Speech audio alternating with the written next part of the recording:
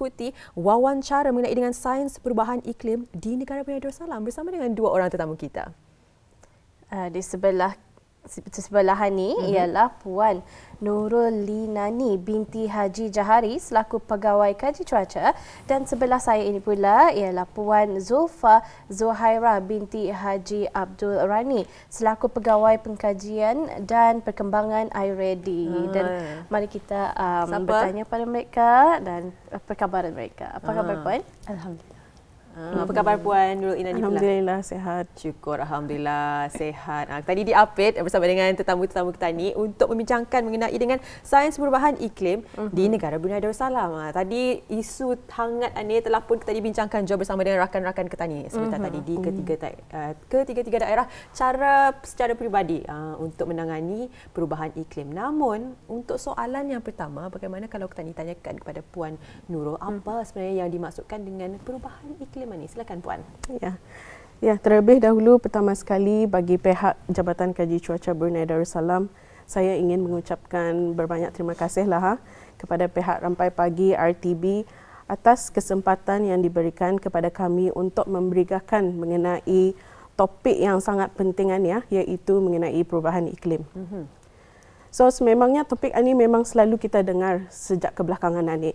Ianya ianya memang salah satu isu global yang perlu kita ni semua tangani. Jadi kalau kita bercakap mengenai perubahan iklim ini, kita mesti faham dulu apa yang dimasukkan dengan iklim itu. Jadinya iklim bermaksud keadaan cuaca yang sinonim di satu tempat atau kawasan yang tertentu untuk tempoh masa yang agak panjang. Ianya adalah berbeza dengan apa yang kita ni sebut sebagai cuaca ataupun weather. So cuaca itu adalah keadaan atmosfera yang berubah setiap hari. Manakala iklim ataupun climate itu adalah keadaan cuaca jangka panjang. Selalunya dalam tempoh sekurang-kurangnya 30 tahun. Jadinya perubahan iklim ini berlaku apabila terdapat perubahan jangka panjang pada suhu udara dan juga corak cuaca. Perubahan iklim ini sebenarnya boleh berlaku secara semula jadi kerana planet bumi kita ni sudah berusia lebih 4.5 bilion tahun. So ianya memang telah melalui pelbagai perubahan. Ya. Akan tetapi perubahan iklim yang dapat kita lihat dan rasakan pada masa ini adalah disebabkan oleh fenomena pemanasan global ataupun yang kita ni panggil sebagai global warming lah. Dan ianya berlaku dengan kadar yang sangat cepat dalam tempoh 50 tahun kebelakangan ini. Jadi itulah yang dimasukkan dengan perubahan iklim. Kadang-kadang ada orang mikirkan iklim ini adakah ia cuaca, memang berkaitan kan? Ya, memang berkaitan. Tapi kalau iklim seperti yang saya fahamkan tadi jangka masa yang panjang, long term changes, dan juga kalau cuaca yang sehari-hari dan juga kalau minggu itu kira cuaca masih tu. Cuaca masih. Sebab kalau iklim sekurang-kurangnya 30 tahun. Ya. Okey, untuk soalan seterusnya mari kita tanyakan kepada Puan Zulfa. Okey, seperti yang Puan Nurul katakan tadi, perubahan iklim yang berlaku sekarang adalah disebabkan oleh fenomena pemanasan ataupun dikenali sebagai global warming. Jadi bolehkah Puan jelaskan lebih lanjut lagi mengenai global warming ini? Okey.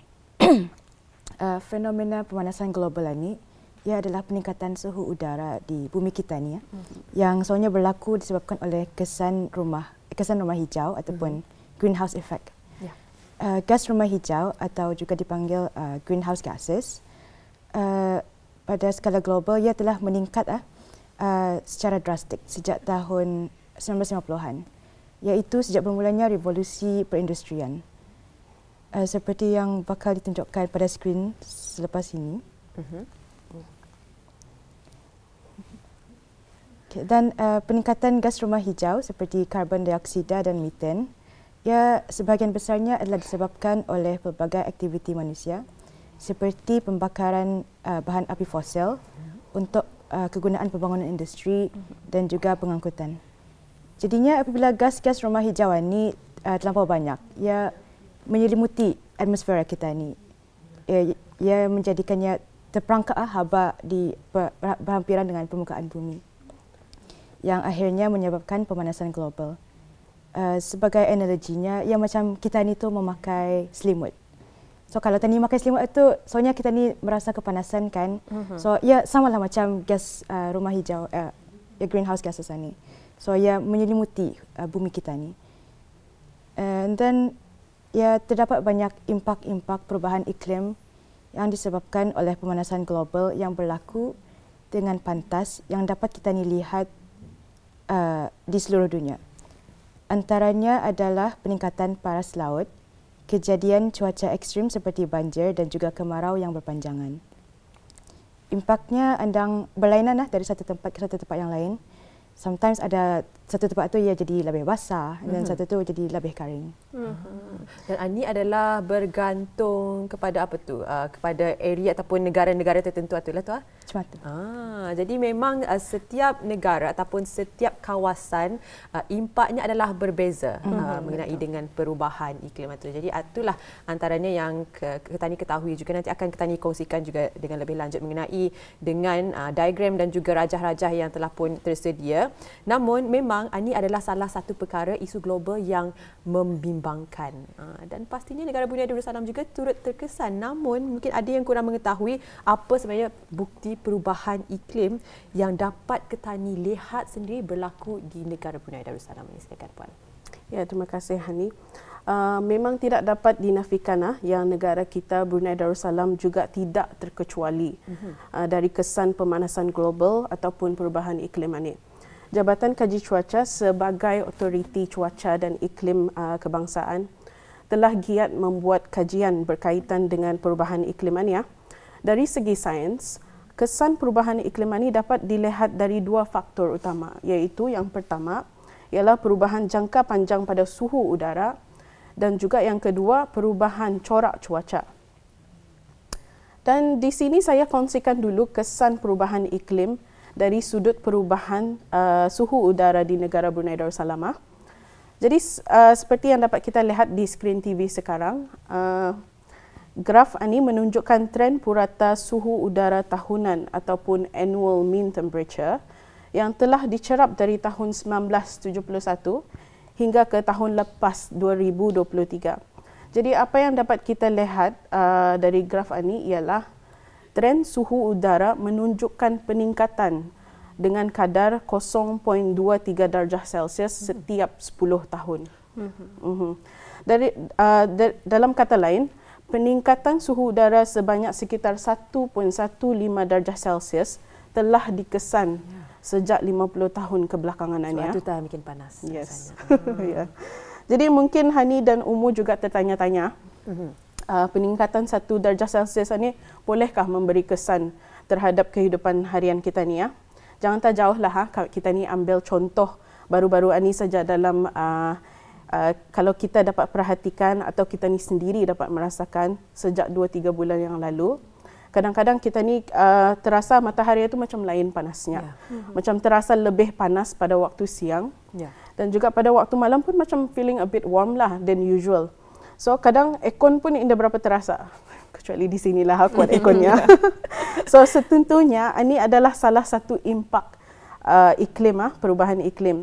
Di sini ingin saya kongsikan maklumat purata suhu udara bagi 3 bulan yang lepas, iaitu dari bulan Oktober hingga ke bulan Disember tahun lepas 2023. Jadi di sini dapat kita lihat bahawa 3 bulan lepas telah memecah rekod suhu udara purata bulanan di mana bulan Oktober 2023 menunjukkan peningkatan sebanyak 0.8 darjah Celsius dari purata normal, manakala bulan November pula menunjukkan peningkatan sebanyak 0.7 darjah Celsius dan peningkatan bagi bulan Disember adalah yang terbesar, iaitu sebanyak 1.3 darjah Celsius. Jadi dapat kita ni rasakanlah dalam bulan Disember selalunya suhu udara tu selalunya kurang panas berbanding dengan bulan-bulan lain pasal banyak hujan lah bulan Disember selalunya. Tapi bulan lepas peningkatan walaupun 1 darjah Celsius itu dari biasanya lah sudah cukup untuk membuat kita ni kerasahan tidak selesa lah. Ya. Disebabkan terlampau panas atau dan oleh yang demikian negara-negara di seluruh dunia telah menandatangani Paris Agreement untuk mengekalkan kenaikan suhu udara itu di bawah 2 darjah Celsius saja sebelum tahun 2100. Jadi itulah antara perjanjian yang telah pun termeterai. Jadi hanya dua maksimumnya ni. Maksimum hanya 2 darjah Celsius. Jadi kita ni sebagai rakyat dan penduduk di negara Brunei Darussalam haruslah sama-sama menjalankan tanggungjawab kita ni untuk memastikan negara Brunei Darussalam tidak akan terkesan secara drastiknya dalam perubahan global, perubahan iklim ini dan juga mengenai dengan pemanasan global. Betul. Ini juga dapat memberikan kesedaran sebenarnya mengenai global warming ini untuk mengurangkan pemakaian yang dapat mendorong kepada perubahan iklim ini. Jadi untuk soalan seterusnya, tadi kita ni sudah mendengar dan melihat bagaimana purata suhu udara telah meningkat sejak 50 tahun yang lalu di negara Brunei Darussalam. Jadi bagaimana pula dengan perubahan dari segi corak cuaca? Mungkin Puan boleh jelaskan, silakan. Okey. Kalau dari segi perubahan corak cuaca pula, BDMD telah membuat kajian mengenai corak perubahan turunan hujan di negara kita ni. Graf yang tertera di skrin sekarang adalah jumlah turunan hujan tahunan yang telah dicerap dari tahun 1960-an hingga ke tahun lepas 2023. Dari graf ini, kita ni dapat lihat juga bahawa trend turunan hujan menunjukkan peningkatan dari tahun ke setahun dengan kadar sekitar 110 mm setiap 10 tahun. Dalam kata lainnya, aktiviti hujan ini semakin meningkat dan semakin ekstrim lah. Ini juga adalah salah satu kesan perubahan iklim di mana apabila suhu udara itu semakin meningkat, udara kita ni itu menjadi semakin lembap yang boleh menyumbang kepada peningkatan pembentukan awan-awan hujan. Selain itu, aktiviti turunan hujan juga menjadi lebih sukar untuk diramal kerana ianya menjadi lebih ekstrim dan tidak menentu. Jadinya ini adalah salah satu cabaran lah bagi peramal kaji cuaca kami. Ya. Jadi dapat kita saksikan menerusi trend yang dapat dapat kita saksikan sendiri menerusi ini diagram ini di mana ianya adalah semakin lebat kan ni maksudnya 110 meter. Semakin meningkat. Semakin meningkat. Jumlah turunan hujan itu makin meningkat. Maksudnya jumlah turunan hujan dari segi milimeternya.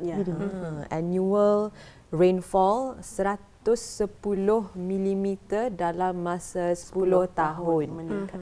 Dan inilah dapat kita saksikan antara bukti perubahan iklim di negara Brunei Darussalam dan telah pun Puan Nurul Hinani sebentar tadi dan juga Puan Zulfah mengatakan antara penyebab utama perubahan iklim ini terjadi adalah kegiatan manusia. Jadi kita ni sendiri yang memberikan impak kepada iklim dan juga cuaca di negara Brunei Darussalam ini. Jadi mungkin pastinya ada saranan dan juga beberapa tips yang boleh dilakukan bagi penonton sekalian untuk mengurangkan impak perubahan iklim ini. Jadi mungkin Puan Nurul boleh mengongsikan. Ya, terima kasih. Jadi Jabatan Kaji Cuaca akan terus bekerjasama dengan agensi-agensi yang tertentu dan akan memberikan hikmat nasihat sains iklim termasuk juga climate projections ataupun unjuran iklim bagi ramalan 50 ke 100 tahun ke hadapan. Ya. So semua ini adalah bagi menjamin kedayatahanan negara Brunei Darussalam dalam menyesuaikan dan meningkatkan kapasiti terhadap impak perubahan iklim. So bagi orang ramai yang berminat untuk mengetahui perkembangan mengenai perubahan iklim yang terkini, orang ramai boleh mengikuti platform media sosial rasmi jabatan, Facebook, Instagram dan juga Telegram Brunei Weather. Saya juga berharap pengkongsian ringkas mengenai perubahan iklim yang disebabkan oleh pemanasan global ini boleh sedikit sebanyak memberikan kesedaran kepada orang ramai mengenai isu yang sangat penting ini. Diharapkan juga semua kita ni akan sama-sama dapat mengambil langkah-langkah yang bersesuaian sebagai usaha kita ni dalam mengurangkan pelepasan gas-gas hijau. Kita ni sebenarnya boleh mulakan dengan diri kita ni sendiri ya. Seperti mengurangkan penggunaan plastik, membanyakkan menggunakan barang kitar semula atau mengurangkan penggunaan elektrik juga. Saya rasa itu saja yang dapat kami kongsikan pada pagi ini. Terima kasih kita ucapkan kepada Yang Mulia Puan Nurul Inani Haji Jahari sebagai Pegawai Kaji Cuaca dan juga Puan Zulfah Zuhaira Haji Abdul Rani sebagai Pegawai Pengkajian dan Perkembangan IREDI telah pun mengongsikan kepada kita ni begitu terperinci berkenaan sains perubahan iklim di negara Brunei Darussalam. Umum kalau perubahan iklim ini memang negara Brunei Darussalam juga turut terkesan walaupun kita ni mikirkan ianya sebagai satu isu global tetapi peranan kita ni sebagai seorang individu. Betul. Kita ni jangan ambil ringan lah mengenai perkara ini kerana ia dapat memudaratkan sebenarnya. Sebab itulah akhirnya sudah terbukti seperti yang dicakapkan tadi oleh Puan Nurul mengenai perubahan yang terdapat di setiap tahun di mana bumi semakin panas dan juga sebagainya. Jadi ini informasi yang dikongsikan ini semoga ianya dapat memberikan manfaat kepada auda penonton di rumah. Ya, memberikan kesedaran kepada kita ni. Jadi rupanya tahun 2023 memang terpanas di dunia dan termasuk juga di negara Brunei Darussalam ni. Betul Puan? Bagi negara Brunei Darussalam ia yang kedua panas. Kedua panas. Jadi yang paling panas tahun berapa tu Puan? 2016 actually. Sebenarnya saya muskil. Kenapa? Tetapi ramai pagi akan menutup tirainya terlebih dahulu. Terima kasih sekali lagi tadi ucapkan. Assalamualaikum. InsyaAllah kita akan bersua lagi. Waalaikumsalam warahmatullahi wabarakatuh. Terima kasih.